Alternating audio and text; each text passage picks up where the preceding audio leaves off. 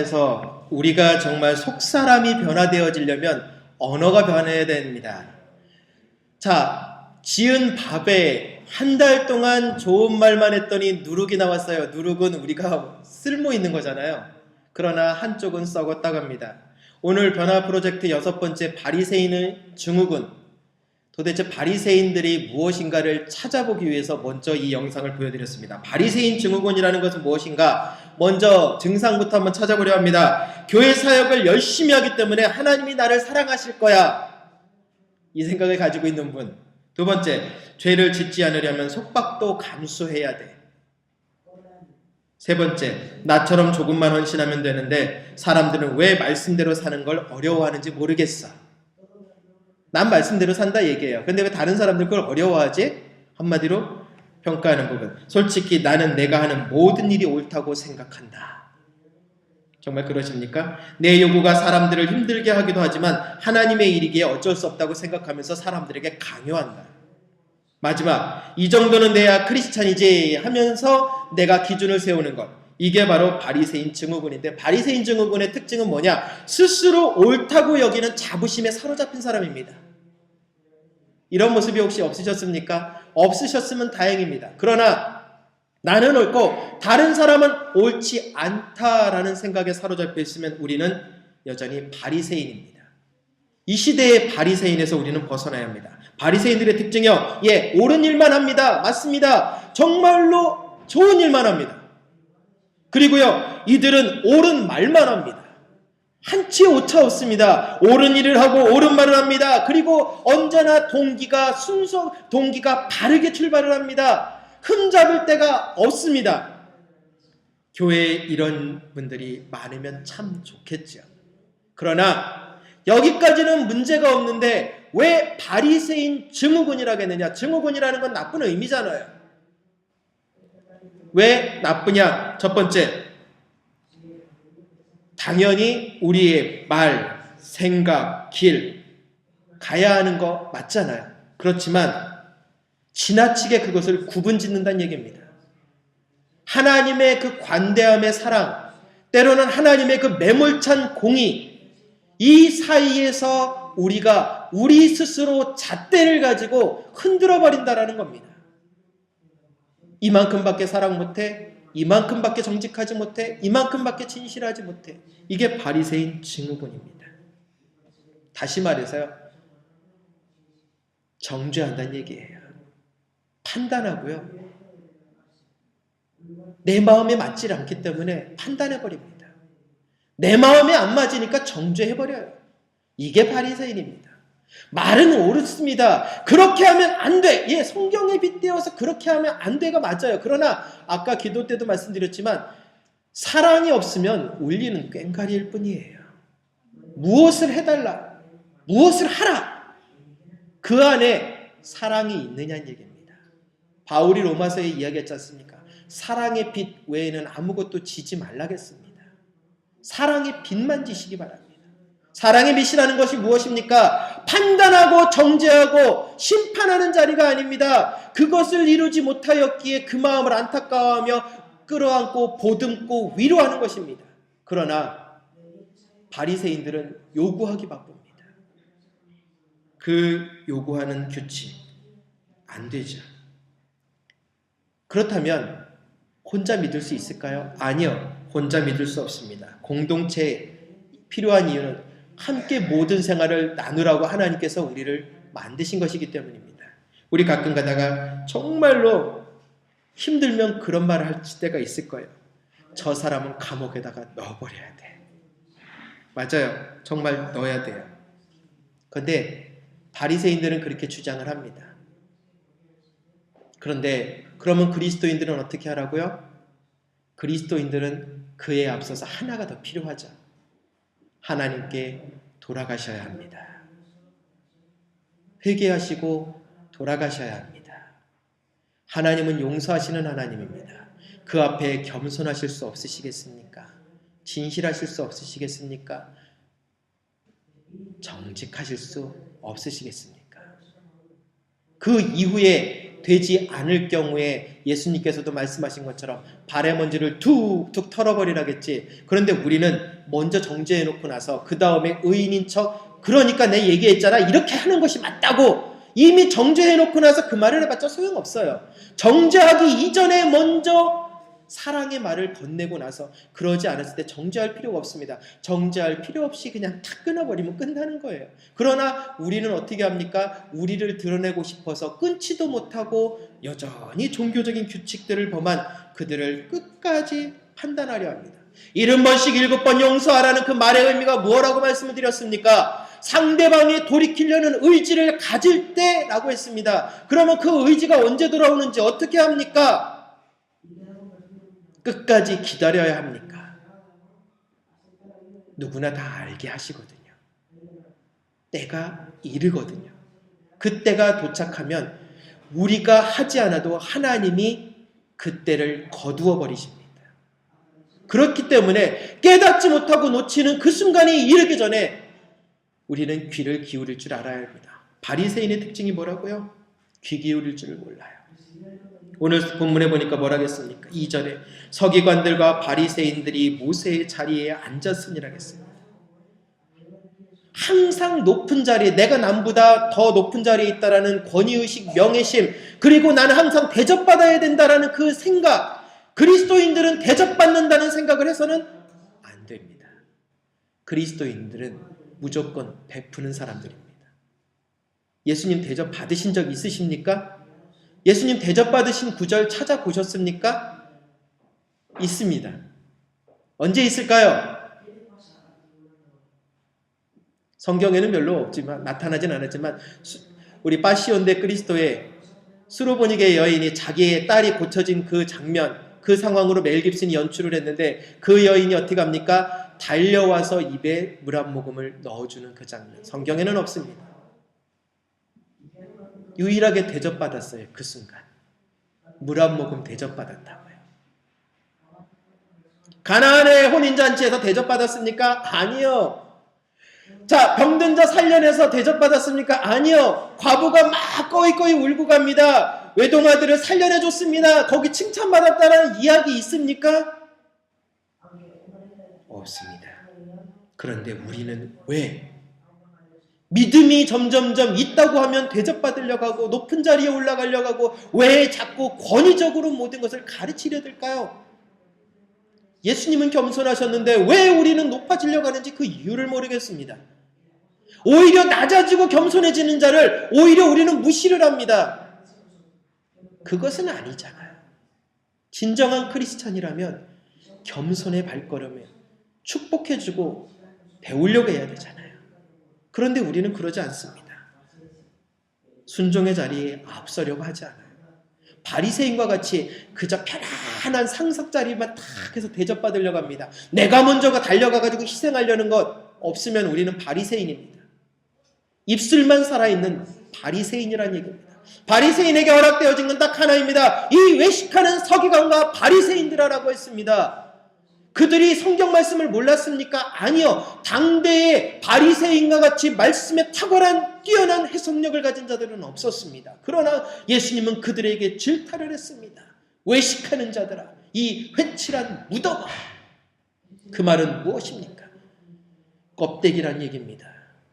가슴에 사랑도 없고 가슴에 말씀의 불도 없고 심장에 뜨거운 예수님의 보혈도 없이 그저 생색내기 크리스찬이 되어버렸기 때문에 그것에 대해서 예수님은 질타하셨다는 얘기입니다. 우리 바리새인 벗어내야 됩니다. 실천의 자리로 옮기셔야 합니다. 대접받고 싶으십니까? 아니요. 천국에 가서 대접받으시면 되지 않습니까? 왜 이 땅에서 대접을 받으려 하십니까? 그것은 하나님의 품 안에서 벗어난 모습입니다. 앉아있는 것이 믿음입니까? 아니요. 앉아있는 건 믿음 아닙니다. 행함이 없는 믿음은 죽은 믿음이라고 야고보가 얘기했습니다. 내가 얼마만큼 희생하고 있습니까? 많은 것을 희생하고 있습니다. 말만 하는 것은 믿음이 아닙니다. 말로는 누가 무엇인들 못하겠습니까? 그러나 문제는요. 그 믿음이 있는가를 보이라고 예수님이 말씀하셨어요. 너희가 마지막 때에 믿음이 있는가 내게 보이라 하셨습니다. 이 믿음은요, 제가 하나님 앞에 믿었습니다, 예배드렸습니다, 찬양했습니다, 기도했습니다, 헌금했습니다, 다 소용없습니다. 부질없는 짓입니다. 왜 부질없다고 말씀을 드렸느냐? 이 가슴에 정말 하나님 앞에 그것이 감사해서 하나님께 드렸고, 그것이 감사해서 희생을 하였고, 감사해서 먼저 헌신했느냐는 이야기입니다. 마지못해 했다면 그것은 믿음이 아니란 얘기입니다. 우리는 바리새인처럼 변하고 있습니다. 바리새인 벗어나야 합니다. 대접받는데 익숙해지고 시키는데 익숙해지는 바리새인 벗어 던져야 합니다. 4절에 보니까 또 말씀했습니다. 바리새인들은 무엇이라고요? 무거운 짐을 묶어 사람의 어깨에 쥐우되 자기는 이것을 한 손가락으로도 움직이려 하지 않는다고 합니다. 다시 말해서 모든 일을 말만 하는 사람입니다. 교회 일에 보면 말만 하는 분들 많으셔요. 죄송합니다. 우리 교회는 다행히 없습니다. 그런데 말로만 안 됩니다. 목사님 그래도 말 한마디로 잘하면 천냥빚도 갚습니다. 말 한마디 잘해서 천냥빚 갚는다라는 건 그 의미를 한번 찾아보고 싶었는데 어떤 분한테 여쭤봤더니 그런 얘기를 하시더라고요. 나이 지긋한 분께서 그러시더라고요. 그건 말 잘해서가 된다라는 게 아닙니다. 말 한마디 잘해서 천냥빚 갚는다라는 건 나의 상황과 처지와 환경을 솔직하게 진실하게 상대방에게 보이니까 상대방의 그 모습에 감동이 되어져 그래 이해했다 알았다 배려의 손길을 베풀었다라는 겁니다. 논리적으로 해서 상대방을 설득시킨 게 아니라는 거예요. 저도 언어 유희는 참 좋아요. 말놀이 참 좋아합니다. 말장난 참 좋아해요. 목사님들하고 이야기할 때 말에 태클을 걸면서 그거 서로도 목사님들끼리 그 이야기하다 보면 언어 유희의 놀이를 참 잘해요. 그런데 문제는 마지막에 어떤 분이 항상 글을 남깁니다. 가슴에 예수님이 있으면 그 모든 말에 진실이 있을 것입니다. 그러면 모든 분들이 글을 탁 마무리 져요. 그 말은 무엇이냐? 말만 앞세우고 앉아서 대접받는 데 익숙하다면 어떻게 되겠느냐고요. 시편 1편에 우리에게 이야기하잖아요. 복 받고 싶으시면 어떻게 하라고요? 오만한 자의 자리에 앉지 말라겠습니다. 오만한 자리는 무엇입니까? 스스로 높은 자라 스스로 대접받는 자라는 그 교만함 속에 사로잡혀 있는 것입니다. 난 여태까지 아니요. 하나님 옆에 가는 순간까지 똑같은 마음을 가진 자만이 하나님의 은혜를 누릴 수 있다는 겁니다. 왜 바리새인들이 이런 증후군을 갖게 되느냐?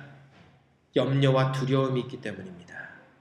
혹시나 이렇게 하지 않으면 하나님이 미워하실까? 아까 처음에 말씀드렸죠? 어떻게 해요?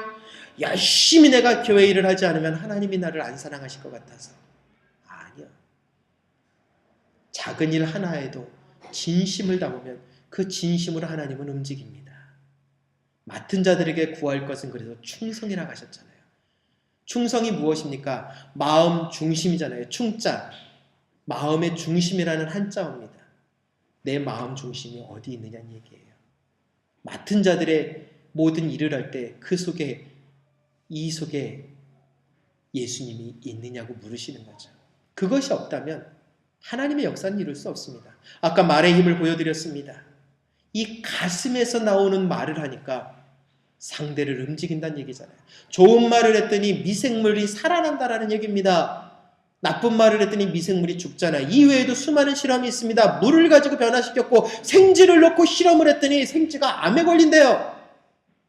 참 기가 막히죠? 그래서 예수님의 말씀이 과학이다라고 생각했던 이유가 그겁니다. 예수님 우리에게 뭐라고 하셨습니까? 성경에 모든 말을 할 때, 모든 사람들을 대접할 때 예수님께 하듯 하고 하나님께 하듯 하라. 정말 맞잖아요. 보셨잖아요. 좋은 말만 했더니 살아난다고요. 죽은 존재에게 생명을 불어넣어 버렸다고요. 상대가 예수님이고 상대가 하나님이라면 하대하지 않습니다. 존중하죠. 존경이 아니라요. 존중이요. 내가 높은 자리에 있으나 그 사람을 높여준다라는 겁니다. 바리새인은 그게 없어요. 그러다 보니까 스스로 자꾸 보호막을 만들어서 자기를 가두기에 바빠요. 일명 울타리 율법. 내 울타리를 자꾸 자꾸 만들어서 이게 허물어지면 마치 세상이 끝나는 것처럼 생각되어진다. 그러면 난 바리새인입니다. 우리의 울타리가 무너져야 됩니다. 우리의 울타리가 무너진 채 하나님의 울타리 안에서 살아야 돼요. 근데 우리는 자꾸 우리의 울타리 속에서 살려갑니다. 중요한 건 하나님의 뜻이 어디 있느냐는 얘기입니다. 요즘 자동차와 사람 너무나 많아졌잖아요. 그러다 보니까 교통이 시도 때도 없이 막히고 혼잡합니다. 그럴 때 가장 중요한 것은 무엇일까요? 사람이 차에 치여서는 안 된다. 당연히 이거잖아요. 그렇죠? 그런데 문제는 여기서 염려가 시작되어집니다. 사람은 차에 치여서는 안 돼. 그러려면 길거리에서 놀아서도 안 돼. 그럼 절대 밖으로 나가서 안 돼. 그러면 절대로 아무것도 하지 말아야 돼. 그럼 결국 뭐 하라고요? 방에만 앉아 있으라고요. 자꾸 자기를 가둔다고요. 뭐가 안 돼, 뭐가 안 돼, 뭐가 안 돼, 뭐가 안 돼, 뭐가 안 돼. 결국은 썩은 걸 만들어내버리잖아요. 아무 도움이 되지도 않고 쓸데도 없는 것을 만들어냅니다. 바리새인들은요, 바로 그렇게 돼버린다는 얘기예요. 그 바리새인을 벗어 던졌을 때 생명을 살려낼 수 있습니다. 그런데 내가 바리새인이 되어버리면요, 결국은 아무것도 할 수 없다라는 겁니다. 그런데 이 바리새인이 다른 사람들에게 악의가 있느냐고요? 악의가 없어요. 이게 문제예요. 나쁜 마음을 가지고 상대를 괴롭히려고 한다고 하면 좀 문제가 드러나겠는데 절대 바리새인은 악의가 없습니다. 자기 스스로 자기의 울타리 안에 갇힌 자이기 때문입니다. 악의가 있으면 좋겠는데 바리새인은요, 스스로 자기 만족 속에 빠져버리거든요. 아, 이 정도면 될 것 같다. 그래, 이 정도면 그래, 내가 이 정도만 기도했으면, 이 정도만 말씀하면, 이 정도만 하나님께 헌금하면, 이 정도만 충성헌신하면 그게 바리새인이에요. 왜요? 결국은 그 공로가 우리의 것이 아님에도 불구하고 우리 스스로 하나님 앞에 이만큼 했으니까 됐어. 바리새인입니다. 하나님 앞에는요, 이만큼 해서 됐어가 없어요. 생각해 보십시오. 하나님이 부어주신 은혜하고 우리가 돌려드리는 그 삶하고 비교해 본다면, 이만큼이면 됐어라고 하셨다면 하나님도 똑같이 저울을 재신다고 생각해 보십시오. 지금처럼 은혜를 받고 살 수 있다고 생각하십니까? 아니요. 한 주 동안 곰곰이 생각해 봐도 저는 안 되더라고요. 저울에 똑같이 올려놨더니 감당도 안 되겠더라는 얘기입니다. 저울에 올려놓을 필요도 없더라고요. 하나님의 사랑은 이처럼 있는데 우리는 항상 무엇을 하느냐? 이만하면 됐어 하고 스스로 자기 스스로 만족하는 그 신앙의 울타리 속에 외식에 가둬버려요. 그러다 보니까 사람들 보이는 것에는 참 이만큼 하면 될 것 같다 하는 치장에는 참 잘해요. 그러나 문제는 내 속사람은 병들어가 있는지 삐뚤어져 있는지 관심이 없어요. 그런데요, 놀라운 건 뭔지 아십니까? 속사람이 삐뚤어지면 겉사람을 아무리 치장해도 겉사람도 삐뚤어지게 돼 있어요. 성경에 말씀하시지 않습니까? 마음의 즐거움은 양약일지라도 심령의 근심은 뼈를 상하게 한다고요. 마음으로부터 모든 것이 시작되어진다는 얘기입니다. 내가 생명을 살리고 싶으십니까? 그렇다면 마음을 줘야 합니다. 그리스도인들은 마음을 주는 것입니다. 눈에 보이는 게 아닙니다. 그러면서요, 바리새인들의 특징이 무엇이냐? 점점점 활동이 위축되어져 가요. 마태복음 25장에 나오는 한 달란트 받은 자처럼 점점 스스로의 두려움과 공포 속에 사로잡힙니다. 공로사상에 휩싸인다는 얘기예요. 그래서 누가 칭찬할 때 하나님의 영광으로 은혜로 감당했을 뿐입니다 라고 하라고 말씀을 드렸잖아요. 그 모든 것들 우리의 모습 회복되어져야 합니다. 그러다 보니까 바리새인들의 삶이 우리에게 있으면 또 하나 문제는요, 가장 큰 위기가 오는데 바로 신앙의 차질이 생긴다는 얘기입니다. 신앙의 차질 무엇입니까? 하나님은 변화라 하셨거든요. 고린도전서 13장에 바울의 입을 통해서 사랑, 그렇게 길게 사랑했던 이유가 무엇이냐? 사랑이 없으면 아무것도 아니라고 했습니다. 그런데 문제는 바리새인이 되면 이 사랑이 사라지면 결국 하나님과의 관계도 형식이기에 끊어진다는 얘기입니다. 상황과 환경에 따라서 변하는 것이 믿음이 아닙니다. 믿음은요, 상황과 환경이 변해도 오늘 새벽에 나눴던 것처럼 재앙과 환난을 내게 주시는 이유가 뭐라겠습니까? 간구하게 하기 위해서 하신다고 하셨어요. 내가 너희를 강건하게 할 것이요 내가 너희들에게 복을 줄 것이요 그리고 내가 너희들에게 환난과 재앙을 주는데 나에게 간구하게 하려 함이니라 라고 하나님은 오늘 분명히 예레미야를 통해서 우리에게 얘기하셨습니다. 좋은 것만 주실 때 하나님이 아니라 어떠한 상황에서도 흔들리지 말아야 되는데 바리새인들은요 어려운 상황 오면 흔들려 버려요. 왜요? 뿌리가 없으니까요. 이 뿌리를 굳건히 하셔야 합니다. 중요한 건 세상에는 좋은 차질도 있지만 우리의 모습 어떠냐는 얘기예요.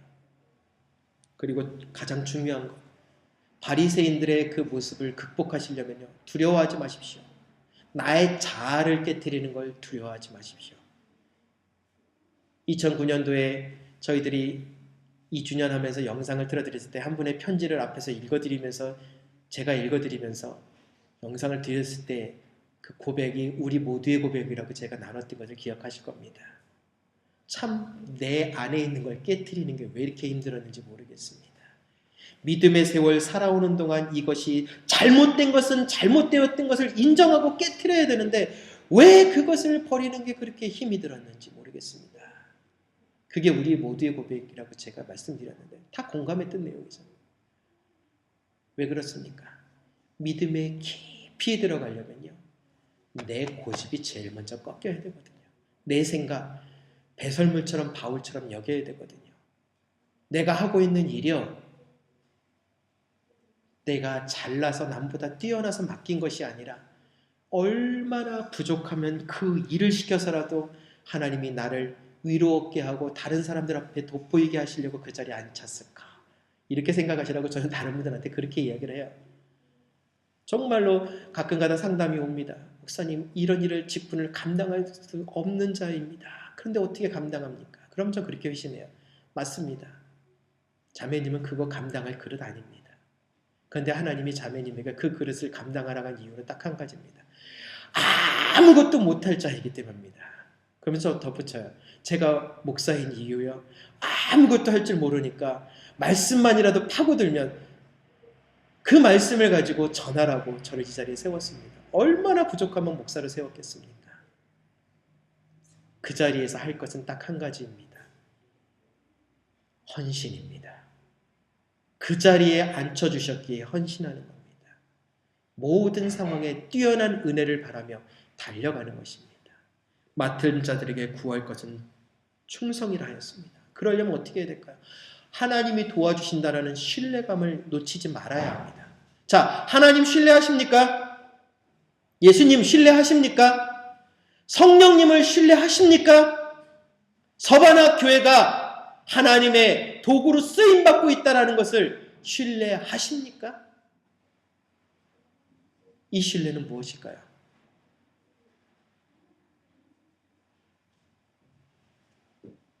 우리의 마음속에 흔들리지 말아야 된다는 얘기죠. 사람들이 네 마음을 모를지라도 그 누가 너를 알아주지 않는다 할지라도 우리가 하고 있는 기도가 곤고함 속에서 하나님께 들려지지 않는다라는 낙심 속에 빠질지라도 그 모든 상황 속에서 그래도 이룰 계획하시고 이루시고 성취하시는 분은 하나님을 믿고 마태복음 25장에 나와 있는 5달란트, 2달란트 받은 종처럼 믿음의 진보를 이루어야죠. 멈추지 마십시오. 앉아있지 마십시오. 말로 소용없습니다. 행함이 없는 믿음은 죽은 믿음이라고 성경은 결론 내렸습니다. 고로 우리의 헌신과 충성에 사랑이 없다면, 열정이 없이 마지못해 한다면 이미 내 믿음은 저 밑바닥에 곤두박질 친 겁니다. 그 믿음으로 하나님을 기쁘시게 할 수 없지 않습니까? 그럼에도 우리 스스로는 만족해야 합니다. 그래도 목사님 이 정도면 만족합니다. 그 말을 제가 들었을 때 참 충격이에요. 이 정도면 그냥 두세요. 젊은이들이 요즘 그렇게 메일을 써와요. 목사님, 자꾸 저 가르치려 하지 마십시오. 변화시키려 하지 마십시오. 전 이 정도 만족하면서 대충 다닐랍니다. 그러면서 그 친구가 저한테 보내온 영상 하나가 있는데 보고 충격받았어요. 신의 길, 인간의 길. 보십시오. 영국이란 나라에는 신이 없다지 않습니까? 젊은이들 사이에서 신을 거론하면 왕따 당합니다. 이미 영국이란 나라에는 신은 없습니다. 그러면서 그 영국에 있는 젊은이들이요, 스스럼 없이 얘기를 해요. 왜 교회 안 가냐 그랬더니 싫다는 거예요. 가봤자 뭐하냐는 거예요. 형편없는 기독교 믿어서 뭐하냐는 얘기예요.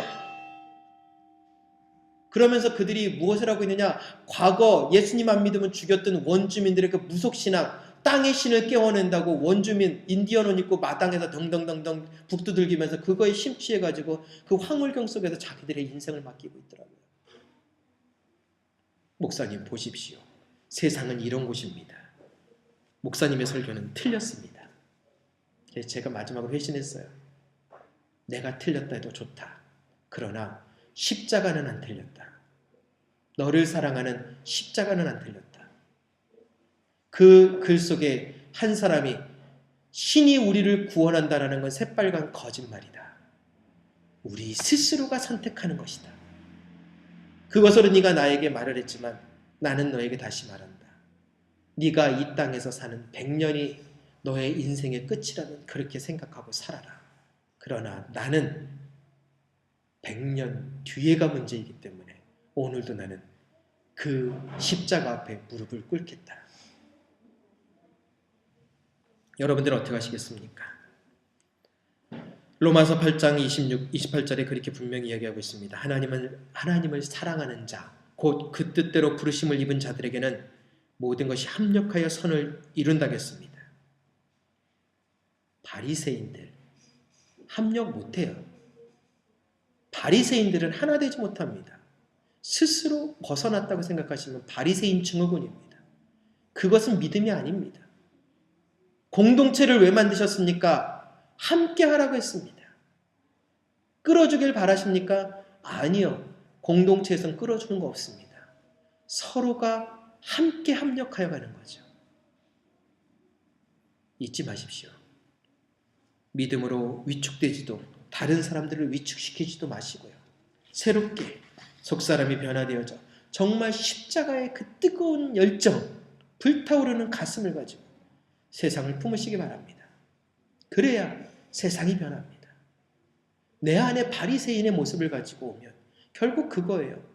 열심히 산 넘고 물 건너 바다 건너, 우리 조금 이따 폐회 찬양 사명을 부르겠지만 바다 끝이라도 좋겠어, 어디든지 좋겠어 하고 가서 한 명 데려와 놓고 나서 어떻게 한다고요? 10길은 빨리 지옥으로 달려가도록 확 몰아버린다고요. 그게 바리새인이래요. 고생 데려와 놓고 나서 지옥에 가는 건 급행열차 태워보낸다고요. 내 아집 때문입니다. 내가 변해야 세상이 변하는 거죠. 내가 사랑해야 세상이 사랑하는 거죠. 나중에는 없습니다. 바울이 이야기한 걸로 마치립니다. 사랑의 빛 외에는 아무것도 지지 말자. 마음으로 하십시오. 말 하나도 마음으로 하십시오. 마음은 마음으로 할 때 받아들여집니다. 그때 믿음의 역사는 일어납니다. 의인의 간구는 역사하는 힘이 많으니라. 왜 아브라함이 여호와를 믿으니 여호와께서 그 믿음을 의로 여기셨다고 창세기 15장에 왜 말씀하셨겠습니까? 아브라함의 가슴에는 사랑이 있었기 때문입니다. 아브라함의 모습을 보면요, 누가 먼저 와서 보기를 원한 것이 아니라 아브라함은 지나가는 모든 사람들에게 먼저 다가갔습니다. 이게 그리스도인입니다. 이게 믿음입니다. 이러한 모습을 완성해낼 때 바리새인 증후군은 사라진다라는 것입니다. 우리 사랑하는 성도님, 바로 이 믿음의 역사를 이루어내시기를 바랍니다. 거룩하신 하나님 감사합니다. 오늘 말씀 속에 우리에게 함께해 주신 바리새인들의 모습을 돌아보았습니다. 저희들의 안에 신앙